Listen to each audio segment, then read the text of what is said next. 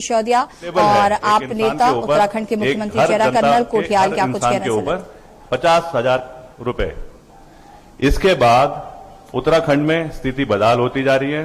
दिल्ली में इस बजट को पिछले 5 साल में सरकार ने एक इफेक्टिव गवर्नेंस के जरिए डबल कर दिया है।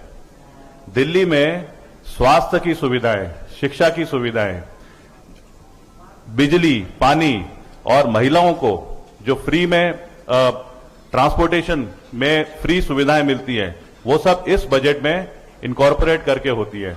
और उसके बाद भी दिल्ली का जो बजट है वो बेनिफिट में जा रहा है। उत्तराखंड आज हम सब देखते हैं कि कहीं ना कहीं अगर इफेक्टिव गवर्नेंस हमारे यहां पे आएगी तो शायद हमारा भी जो बजट के अलावा जो हम ऋण पे चल रहे हैं, जो लोन हम लोगों से उठा रखे हैं करीब 69,000 करोड़, वो सबका सब ना पूरा हो सकता है। हमारे यहां पे बिजनेस, जिसे मैं बोलूंगा टूरिज्म और रिलीजियस टूरिज्म, इसके ऊपर जनता, समाज, वो सब 80% डिपेंड करती है। आज हम इसी बिजनेस मॉडल को, हम इसी फाइनेंशियल मॉडल को आपस में डिस्कस करने के लिए मनीष जी को रिक्वेस्ट करके यहां लेकर के आए हैं। मनीष जी हम सबको संबोधित करेंगे और उसके बाद में यदि आपके कोई सवाल होते हैं तो उनका जवाब देने की कोशिश करेंगे। सर, आपका यहां आने के लिए बहुत बहुत धन्यवाद। हम सब पक्का यहां पे आपके संबोधन के बाद में उत्साहित होकर के जाएंगे कि आम आदमी पार्टी जब उत्तराखंड में आएगी तो किस तरीके से जो हम कहते हैं उत्तराखंड नवनिर्माण, वो बहुत अच्छे तरीके से ग्राउंड पे दिखना शुरू होगा। सर, आपको हम रिक्वेस्ट करेंगे आप सबको संबोधन करें। हो गया।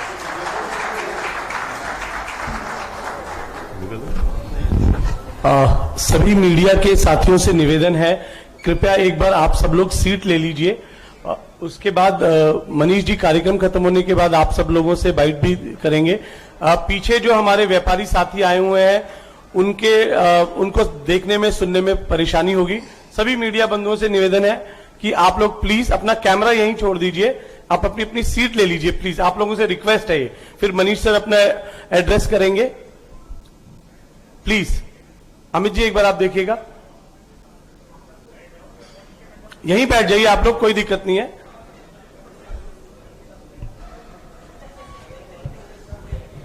मुझे लगता है थोड़ा जो हमारे ऑर्गेनाइजिंग टीम है उनसे भी मैं रिक्वेस्ट करूंगा कि वो थोड़ी सी चेयर्स और आगे दे दें मीडिया के साथियों के लिए। दोनों का काम इंपॉर्टेंट है। कुछ चेयर्स की आगे व्यवस्था कर दें ताकि बैठ जाएं। और जो वीडियो जर्नलिस्ट हैं उनकी मैं मजबूरी समझ सकता हूं कि उनको काफी समय तक कैमरा को ध्यान रखना पड़ेगा, लेकिन स्टिल जर्नलिस्ट, स्टिल फोटोग्राफर से तो मेरी रिक्वेस्ट है कि फोटो ले लो, अगले 1 आध घंटे तो ऐसी शक्ल रहेगी उसके बाद। तो अमित जी थोड़ा कुछ चेयर्स और साथियों के लिए करा दें ताकि लोग बैठ जाएं। तो थोड़ा, क्योंकि पीछे व्यापारी साथियों से मैसेज आया कि जी बुलाया तो था व्यापारिक संवाद के लिए, लेकिन ये वॉल दिख रही है कुछ और, कैमरा वॉल दिख रही है।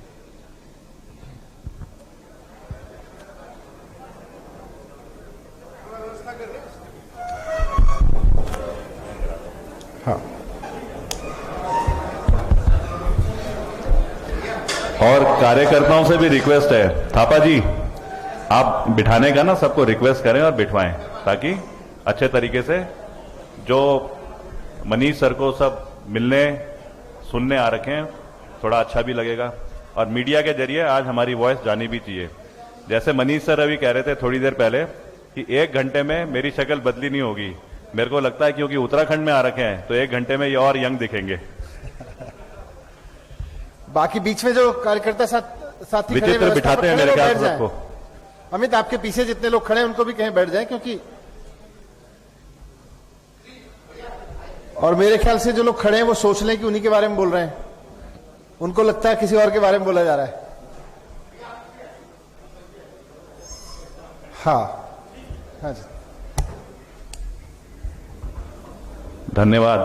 मैं मनीष सर को रिक्वेस्ट करूंगा कि आज हम सबको अपना संबोधन से अच्छी जानकारी से हमको भी जानकारी दें।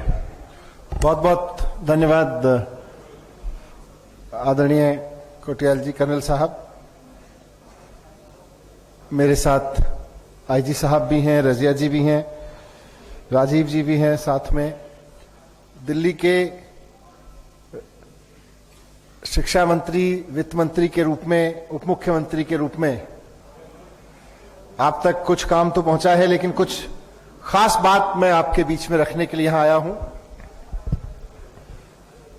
विशेषकर जैसा कर्नल साहब ने आग्रह किया कि आज की ये चर्चा उत्तराखंड की राजधानी में इसलिए रखी गई है उत्तराखंड के व्यापारियों के साथ कि हम आने वाले चुनाव से पहले इस बात पर थोड़ी संभावनाएं तलाश कर सकें कि आम आदमी पार्टी की राजनीति में, केजरीवाल जी की राजनीति में और कल आम आदमी पार्टी की सरकार बने तो व्यापार और व्यापारियों की स्थिति क्या होने वाली है और इसमें उत्तराखंड की तरक्की का रास्ता कैसे खुल सकता है। इस पर संवाद करें उससे पहले मैं कुछ बात आपके बीच दिल्ली के शिक्षा मंत्री और दिल्ली के विशेषकर दिल्ली के वित्त मंत्री के रूप में अपने कुछ अनुभवों का जिक्र मैं यहां करूं, दिल्ली की आर्थिक स्थिति के बारे में कुछ तस्वीर रखूं। थोड़ा सा पहले मैं वो करूं। दिल्ली में अरविंद केजरीवाल जी ने सरकार बनाने के बाद दो सिद्धांत रखे। पहला तो यह कि जो व्यापारी होता है, जो व्यक्ति व्यापार कर रहा है, वो किसी भी तरह का व्यापार कर रहा है, मैन्युफैक्चरिंग कर रहा है, अब उसमें सब है, ट्रेडर है, इंडस्ट्रियलिस्ट है, मैन्युफैक्चरर है, सब है।